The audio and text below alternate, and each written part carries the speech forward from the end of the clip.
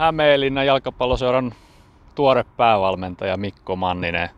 Ensimmäinen treenisessio on nyt takana, niin mistä tänään aloitettiin? No tänään aloitettiin, että pelaajien kanssa tuossa tutustuttiin kopissa ja kerroin heille vähän omia ajatuksia, niin minkälaista fudista mä haluan, että täällä pelataan. Ja sitten tultiin kentälle ja alettiin hommiin. Kiva oli. No, miltäs ensimmäinen treenisessio näytti?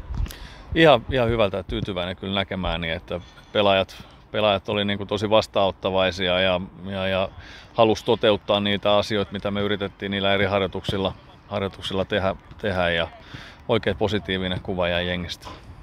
No, tässä on 3 treeniä ennen maanantaina odottavaa Ilves-peliä. Kauheasti ei ole aikaa, niin mitäs tämän viikon sellaiset pääpainopisteet on?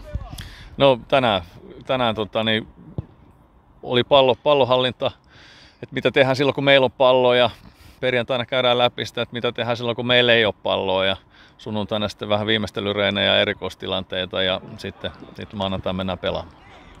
No sitten koko kauden mittakaavassa, kun ajatellaan 7 peliä jäljellä ja kivuttavaa sarjataulukossa riittää, niin miten noin niin kuin koko loppukauden mittakaavassa, niin minkälaisia juttuja tässä nyt aletaan pumppaamaan sisään, että sarjapakka 2. säilyy?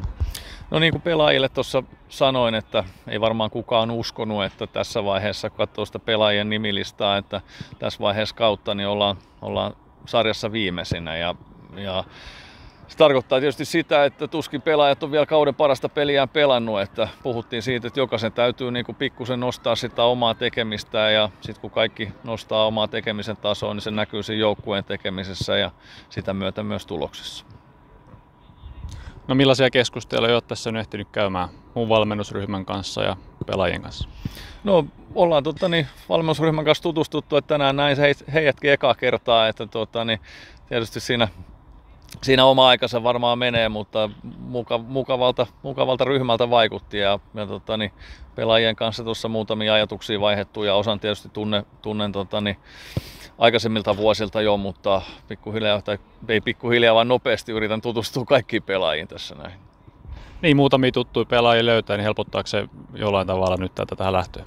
No totta kai se helpottaa, että mitä enemmän tunteja tietää pelaajia ja niin sitten on kuitenkin nämä, ketkä mä tunnen, niin on joukkueen niin kokeneemmasta päästä, niin sillä tavalla niin saan heiltä myös apuja siihen joukkueen nykytilan niin kartoitukseen ja niin tiedän, että hyvistä pelaajista on kyse nämä, ainakin nämä, ketkä tunnen, niin, niin ei sit haittaa ikinä.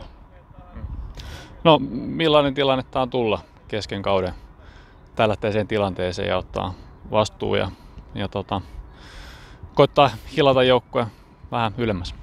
No, kova haaste, ei sitä niin kuin voi kieltää, mutta sitä tässä on ollut niin kuin ikävää. On nyt tässä tämän kauden ollut valmentamatta ja just niitä fiiliksiä, että kun saa taistella niiden paineiden kanssa ja tulee paineita eri suunnista ja niin se pitää miehen hengissä. No, hektisiä päiviä tässä ollut sullakin viime päivät, niin kerro vähän, miten tässä on päivät edennyt. No, itse asiassa mä olin tuossa mökillä auttamassa faijaa, kun soppari tehtiin sunnuntaina ja sitten niin tänä aamuna on lähtenyt aikaisin ajaa tuolta Itä-Suomesta kotiin, että tietysti viimeiset lomapäivät siellä niin mökillä niin aika paljon meni mietiskellessä asioita ja puhelimessa sitten jutellut taustojen kanssa ja muuta, että kyllä tässä on niinku sillä tavalla niinku hommia alettu tekemään heti, kun tämä varmistui tämä pesti, että ei tässä ole aikaa hukattavaksi. No sitten loppuun vielä, niin minkälainen valmentaja ja persoona me ollaan Mikko Mannisesta saatu tänne Hämeenlinnaan? No se olisi tietysti varmaan, kannattaisi kysyä noilta entisiltä pelaajilta, mutta kyllä mä niin kuin haluan voittaa. Ja se, että mä vaadin pelaajilta paljon, mutta mä myös niin kuin tiedän, että jokainen pelaaja tekee kentällä virheitä ja se on niin kuin ihan varma, että niitä tulee jatkossakin. Ja nyt on vaan kyse siitä, että miten niihin reagoidaan. Että kyllä mun tehtävä on nyt niin kuin tämän muutaman viikon aikana niin pumppaa niihin jätkiin niin kuin itseluottamusta ja sillä tavalla, että ne saa sen oman parhaansa niin kuin esiin sieltä. Että se on niin kuin mun tavoite, että sellainen mä ainakin haluaisin olla täällä näin, että saadaan jätkät niin kuin pelaamaan parasta futista, mitä ne on pelannut.